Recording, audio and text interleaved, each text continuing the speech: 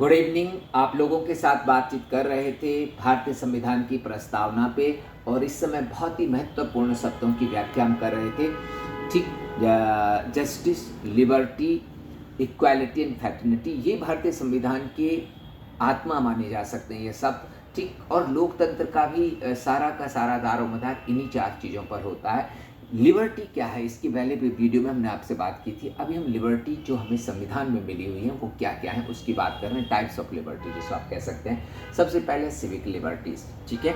Civic या नागरिक स्वतंत्रता जो है, इसमें आपका विचार की स्वतंत्रता, ठीक, अभिव्यक्ति की स्वतंत्रता, अपने धर्म को मानने की स्वतंत्रता है।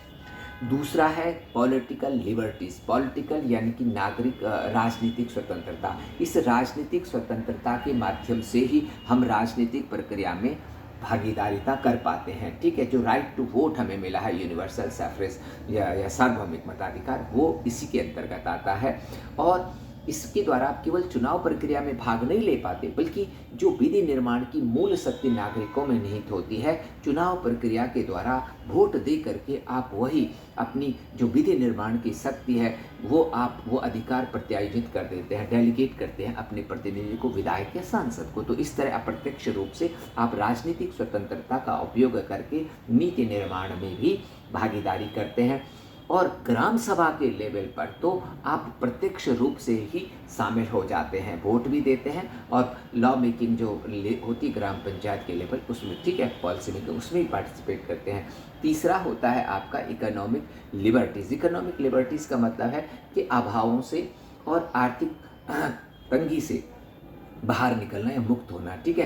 तो हर एक व्यक्ति को ये अधिकार है कि वो अपने जीवन में रोजगार के अवसर, जो उसको अच्छा लगता है वो रोजगार करे, आजीविका के साधन अपनाए, ठीक। तो ये तीन जो आपके हमारे स्वतंत्रता के प्रकार हैं।